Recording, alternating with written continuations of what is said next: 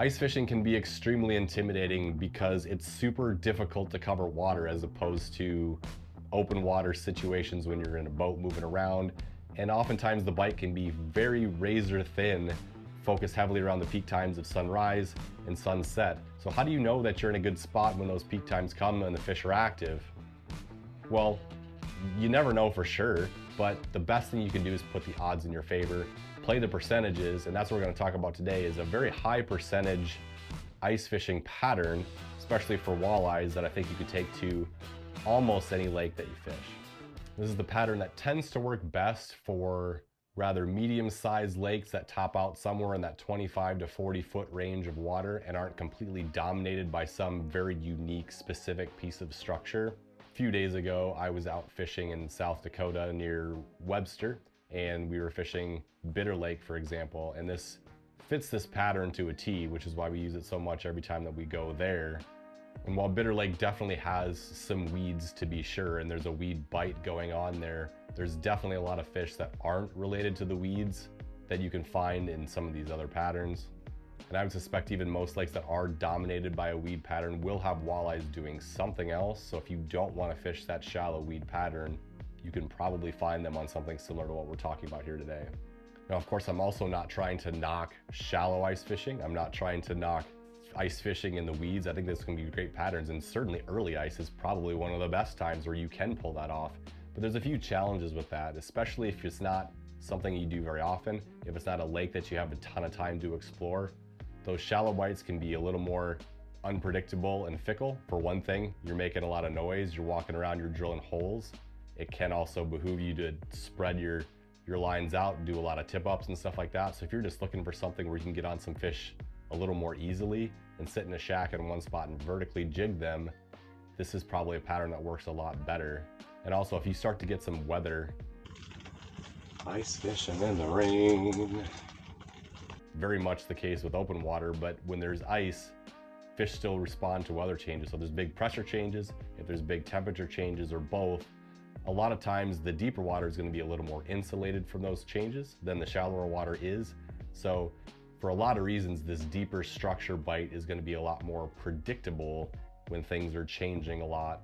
And since I was just fishing on Bitter Lake, I do have another video out titled Early Ice Walleyes on Fire, 1 Day, 2 Lakes. If you want to watch that video, that'd be awesome. Go check that one out too. That's a little more of an adventure video with a little bit of tips. This is going to be a lot more tip oriented, and it's going to focus on the second day of that trip. Noisy with that rattle bait. Man, he came in on that hot. Mm-hmm. Not too shabby. Nice keeper. Which was not in that video, so I'm going to splice in some action from the second day of that trip on Bitter Lake as we're talking about this pattern, which I'm about to tell you right now. If we rewind the clock back to the summer and follow these seasonal progressions forward, there was a lot of fish at that point in time in most of these lakes similar to this that were roaming the open basin, looking for more oxygen and randomly chasing bait fish.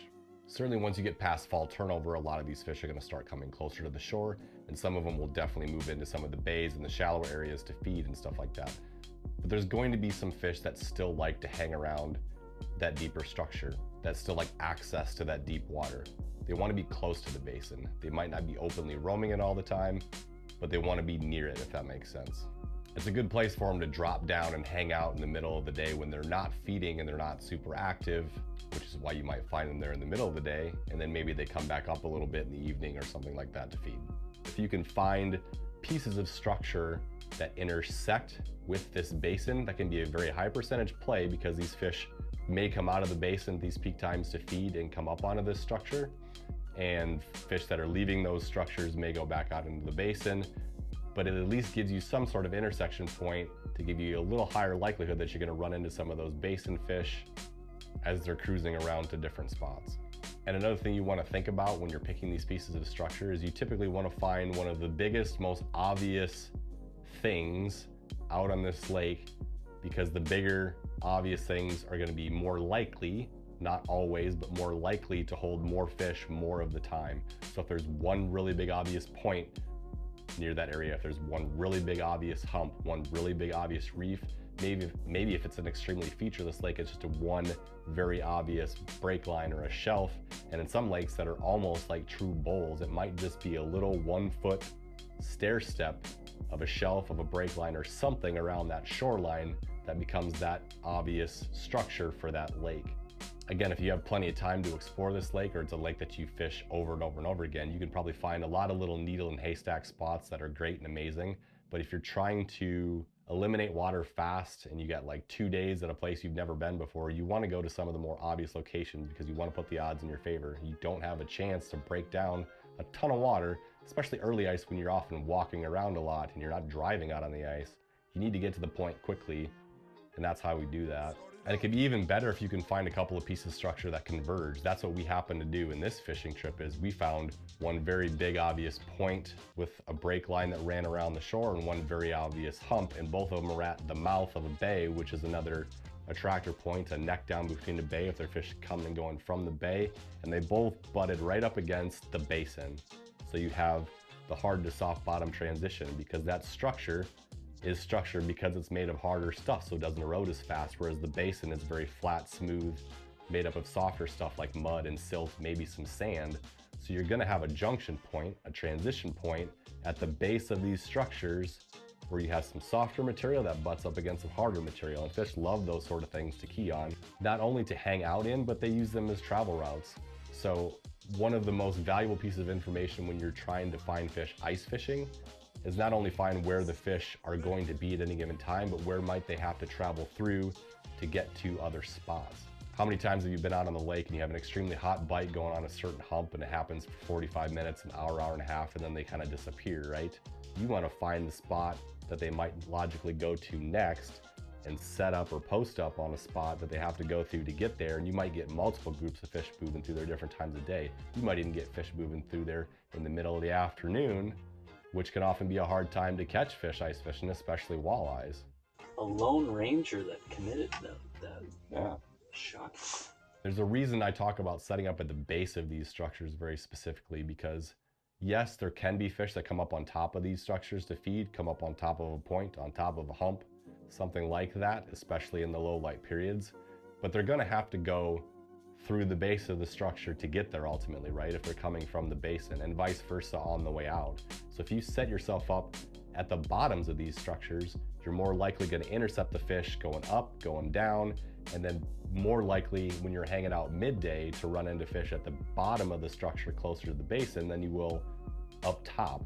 So again, this is all about, if you're going to pick one spot to fish one day on a place you've never been before, what is the spot that's most likely to hold more fish more of the time? And that would be the bottoms of these hard structures where they meet the basin, because you can get basin fish, structure fish, fish moving from spot to spot.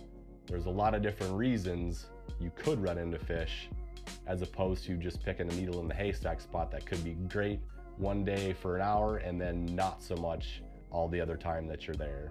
You can bite it. Yeah.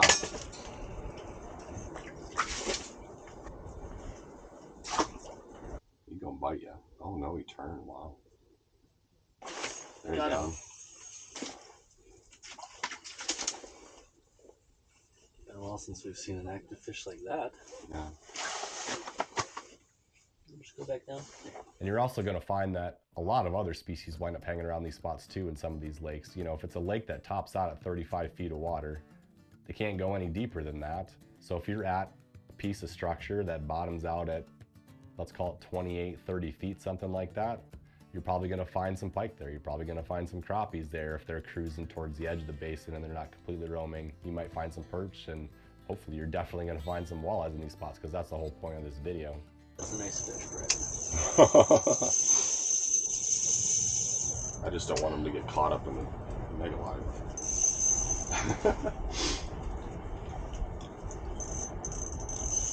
Well, if it's a walleye, he's really big. He's going so much, you might want to reel in. He's going right at you. You're already in me, so I'm just going to open my bail. Oh, he's going all sorts of sideways crazy. Getting him up this hole is going to be quite awkward. He's got to be real close because I can't see him on the mega anymore. Pike. Pike. Shoot, that's a nice pike. It is a nice pike. Would be a great eater.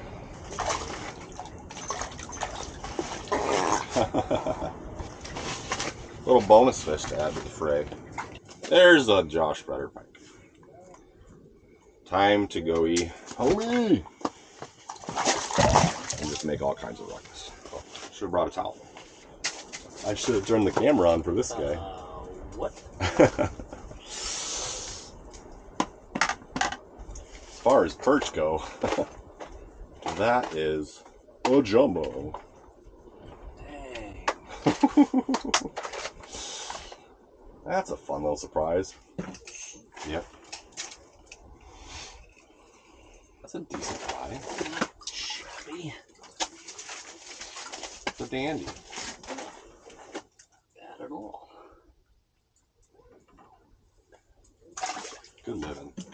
Now, like I said, if you're not fishing a lake that kind of fits these depth ranges and that is super unique in terms of having a very overwhelming, dominating piece of structure, this pattern might not work so well. But if you're fishing somewhat of a bowl, maybe it's got one bay in this corner and it's got a little bit of a weed line here, and maybe there's some rock piles here and there, and there's probably pockets of fish on those things, but there's so many fish to go around. At some point, most of these fish are just gonna be relating to that basin edge, and wherever you can find a little notch, a little break, a little point, a little hump, or something that adds a little more character to the edge of that basin and that hard to soft transition, that's all the more reason for the fish to be there. So you're just trying to add up the percentages and probabilities of why would a fish be there.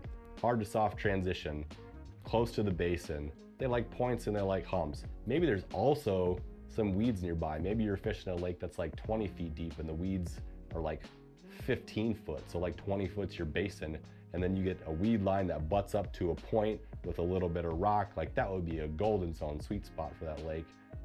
Respectable walleye.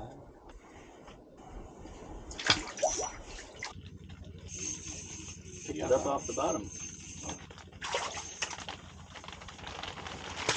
So think about putting the odds in your favor. One of the biggest, baddest, obvious pieces of structure.